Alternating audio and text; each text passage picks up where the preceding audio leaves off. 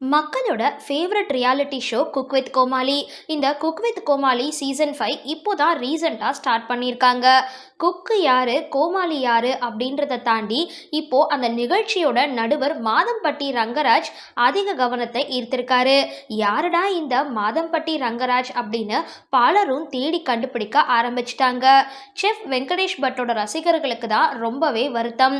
மாதம்பட்டி ரங்கராஜ் உள்ள வந்ததால தான் செஃப் வெங்கடேஷ் பட் நிகழ்ச்சியை விட்டு போயிட்டாருன்னு கூட பீதியை கிளப்புறாங்க. செஃப் வெங்கடேஷ் பத்தை எல்லாருக்குமே ரொம்ப பிடிக்கும்.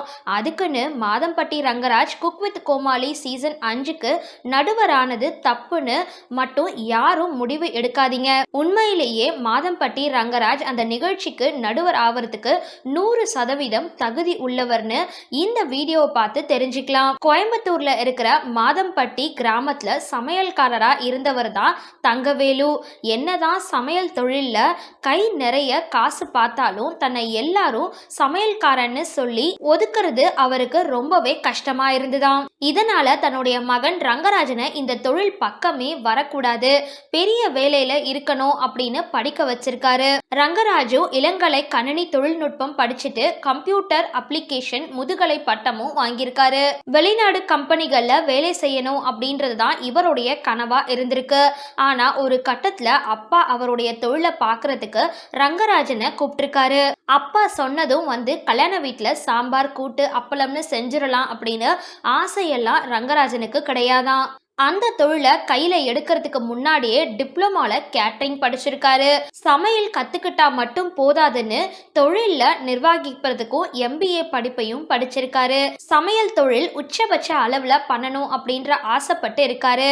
அதாவது எந்த வகையான உணவு கேட்டாலும் அதை சமைச்சு கொடுக்கணும் அப்படின்னு முதல்ல திட்டமிட்டு இருந்திருக்காரு. தொழில முன்னேறணும் அப்படின்னா தொழிலாளிகளை மனம் குளிர வைக்கணும் அப்படின்றது ஒரு ட்ரிக்ஸ் தான். வெங்காயம் தக்காளி போன்ற காய்கறிகளை வெட்டுறதுக்கு கூட மிஷின்களை இறக்குமதி செஞ்சிருக்காரு.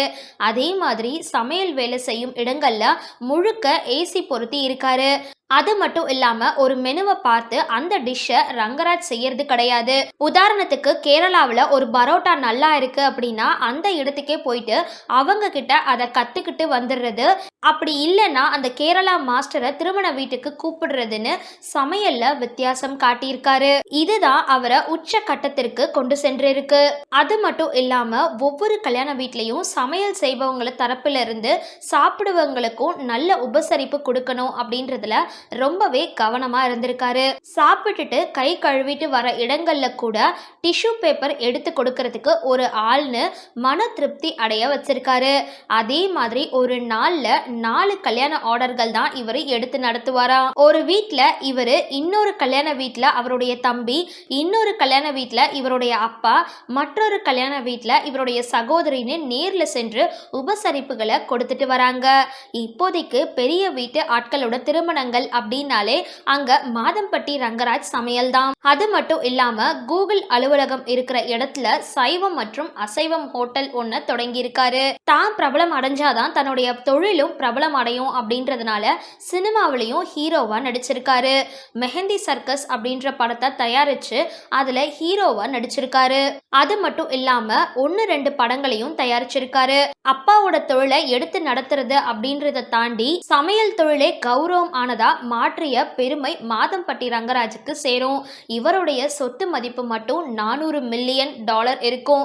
கண்டிப்பா இவருடைய வாழ்க்கை வரலாற்றை பார்க்கும்போது குக் வித் கோமாளி சீசன் 5 நிகழ்ச்சிக்கு இவர் நடுவரா இருக்கிறதுல எந்த தவறும் இல்லை அப்படின்றது புரியும். சரி, cook with Comali season 5 judge Madhampatty Rangaraj பத்தினா உங்களோட கருத்துக்களை கீழே கமெண்ட் பாக்ஸ்ல போஸ்ட் பண்ணுங்க. வீடியோ பிடிச்சிருந்தா லைக் பண்ணுங்க, ஷேர் பண்ணுங்க, மறக்காம டிபி காபி சேனலை சப்ஸ்கிரைப் பண்ணுங்க.